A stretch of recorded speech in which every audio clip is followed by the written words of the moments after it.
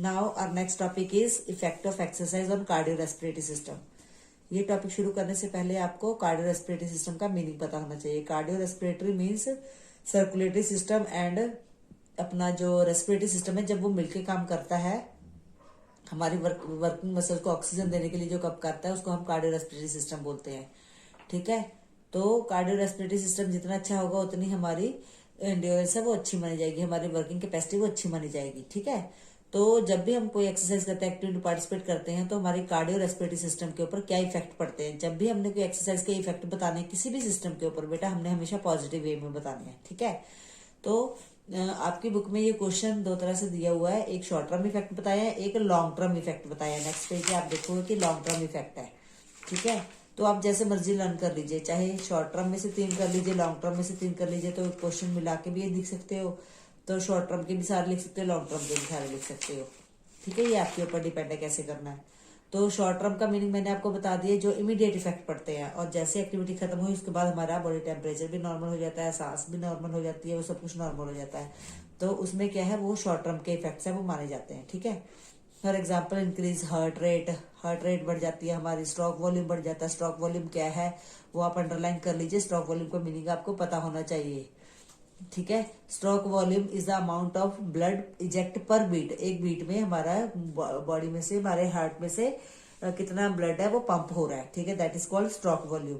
ठीक है, ये आपने लर्न करना है। नॉर्मली कितना होता है, एक्सरसाइज के दौरान कितना होता है। रेस्पिरेटरी रेट इंक्रीज हो जाती है, नॉर्मली हमारी कितनी होती है और एक्सरसाइज के दौरान कितनी होती है वो आपने याद करनी है। नेचुरली इंक्रीज ही होगी। ठीक है, amount of air inhaled and exhaled increase, ये भी नॉर्मल ही है। ठीक है, तो कहते हैं कि during exercise amount of air inhaled and exhaled in each breath is known as tidal volume. Tidal volume जब हम एक्सरसाइज के दौरान नॉर्मली एयर को इंक्रीज ब्रीथ इन और आउट कर रहे हैं, उसको टाइडल वॉल्यूम बोलते हैं। ठीक है, कितनी होती है वो आपने लर्न करनी है।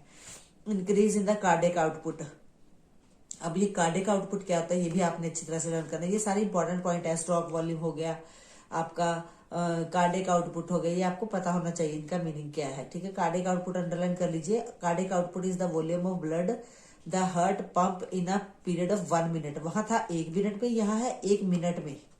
ठीक है, कार्डिक आउटपुट 1 मिनट में कितना हार्ट है हमारा, कितना ब्लड है वो पंप कर रहा है हमारा हार्ट। ठीक है, आगे है रीडिस्ट्रीब्यूशन ऑफ ब्लड फ्लो। ठीक है, कितना हमारा बॉडी में ब्लड फ्लो है कितना वो हो रहा है।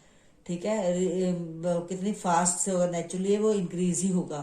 ठीक है, उसके बाद देखो ये पॉइंट भी ले सकते हो, increase the vital capacity. Vital capacity होती है कि मैक्सिमम हम अपने लंग्स में हवा कितनी स्टोर कर सकते हैं। जितनी अच्छी हमारी हम डीप ब्रीथ लेके स्टोर करेंगे उतनी ही ऑक्सीजन है हमारे वर्किंग मसल्स को वो मिलेगी। उसको जितनी ज्यादा से ज्यादा बढ़ेगी वो उसको हम वाइटल कैपेसिटी कहते हैं। नेक्स्ट है इंक्रीज इन ब्लड प्रेशर। ठीक है, नेचुरली हमारी बॉडी का टेम्परेचर अब होता है, ब्लड प्रेशर है वो भी हाई होता है। ठीक है, तो वो टेम्परेचर पे कितना हाई होता है, नॉर्मल कितना होता है, हाई कितना हो सकता है, मैक्सिमम रेंज तक वो आपने अच्छी तरह से लर्न करना है। लॉन्ग टर्म इफेक्ट यानी कि पूरी लाइफ हमारे साथ जो इफेक्ट है एक्सरसाइज के हमारी बॉडी के ऊपर रहेंगे। इसको लर्न करने से पहले बस एक ऐसा सोच लिए, 2 पर्सन है, एक ऐसा पर्सन जिसने कभी एक्टिविटी में पार्टिसिपेट नहीं किया और दूसरा पर्सन है जिसने 6-7 साल है, 8-9-10 साल है कि अपने स्पोर्ट्स में उसने लगाए हैं। उन दोनों की इसके कार्डियोरेस्पिरेटरी सिस्टम को हम अगर मैच करेंगे आपस में तो नेचुरली जो प्लेयर है उसका वो ज्यादा इस सिस्टम में वो ज्यादा इफेक्टिव होगा, तो सब कुछ अच्छा ही होगा उसमें। कहने का मतलब हमने इस तरह से पॉइंट देखने हैं। तो नंबर 1 इंक्रीज हार्ट साइज, उसके हार्ट का साइज है वो नॉर्मली से वो ज्यादा बड़ा होगा। ठीक है, हार्ट साइज बड़ा है तो ब्लड भी वो ज्यादा इजेक्ट करेगा, नेचुरली है।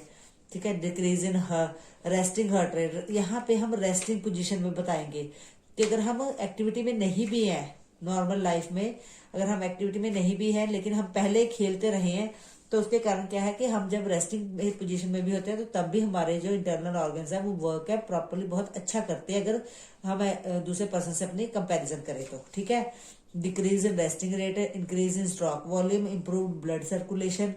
ठीक है, ब्लड सर्कुलेशन इंप्रूव होते हैं। Decrease in blood pressure, blood pressure जल्दी कहीं बढ़ता नहीं जो कि नुकसानदायक होता है। ठीक है, अवॉइड सेकंड विंड का मतलब है कि सेकंड विंड मतलब है कि कभी भी एनारोबिक कंडीशन में अगर काम करना पड़ जाए तो उसमें हवा सांस की प्रॉब्लम है वो नहीं आती है। ठीक है, एक्सरसाइज के दौरान है वो प्रॉपरली नॉर्मल कंडीशन में ही वो काम करता है। ठीक है, इंक्रीज इन टाइडल वॉल्यूम आपको पहले बता चुके हैं। नॉर्मल भी वो जो सांस लेता है तो दूसरे पर्सन के कंपैरिजन वो ज्यादा जो ऑक्सीजन है लंग्स में लेके जाता है, ठीक है, नॉर्मल कंडीशन में भी, ठीक है। तो ये कुछ पॉइंट्स है। फास्टर रिकवरी रेट भी लिख सकते हो कि अगर कोई इस पर्सन को इंजरी हो जाती है तो वो भी जल्दी से रिकवरी हो जाती है अगर दूसरे पर्सन के से उसके साथ अपनी बॉडी कंपेयर करें। तो कार्डियोरेस्पिरेटरी सिस्टम पे short term and long term effect है, आप लर्न कर सकते हो, ठीक है। 3 पॉइंट भी कर लो, चाहे दोनों के 5 पॉइंट कर लो। नेक्स्ट है आपका टॉपिक इफेक्ट ऑफ एक्सरसाइज और मस्कुलर सिस्टम, ठीक है। आप सोचो कि एक पर्सन जो डेली एक्सरसाइज करता है उसकी मसल्स के ऊपर इफेक्ट क्या पड़ेगा। नॉर्मली उसकी मसल स्ट्रांग होंगी, फ्लेक्सिबल होंगी, ठीक है, बॉडी शेप अच्छी आएगी, उसकी स्ट्रेंथ इंक्रीज होगी, फ्लेक्सिबिलिटी इंक्रीज होगी। तो यही सारे आपने पॉइंट्स बताने। देखो, change in size and shape of muscles, naturally size increase होगा और शेप में चेंज आ जाएगी मसल्स की, ठीक है। Increase in muscle strength increase होगी, एफिशिएंसी उसकी इंक्रीज होगी। इंक्रीज ऑक्सीजन अपटेक, इनटेक और अपटेक में आपको पढ़ा चुकी हूँ पहले, वो इंक्रीज हो जाएगा, ठीक है। ब्लड सप्लाई इंक्रीज हो जाएगी, ओके। मसल टोन अप रहेंगे, यानी कि एक्टिव रहेंगे बॉडी में, किसी भी एक्टिविटी में पार्टिसिपेट करने के लिए हमारे मसल्स जल्दी रेडी हो जाते हैं। Maintenance of correct posture, body का पोस्चर सही रहेगा, ठीक है। प्रिवेंशन फ्रॉम डिजीज है। Improvement in reaction time, action का क्विकली रिएक्शन देना। जितना किसी पर्सन का रिएक्शन टाइम अच्छा होता है वो उतना ही एक्टिव पर्सन माना जाता है, ठीक है। रिएक्शन टाइम वो इंक्रीज हो जाएगा, इंप्रूव हो जाएगा और जल्दी थकावट महसूस नहीं होगी, ठीक है।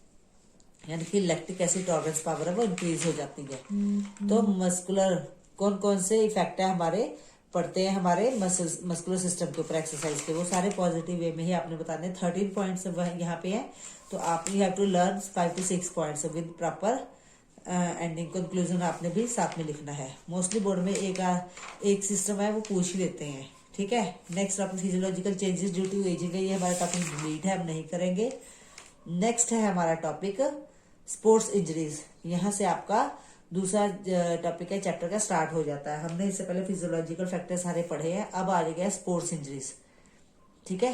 तो इसको स्टार्ट करने से पहले आप ये समझ लीजिए कि टॉपिक है क्या।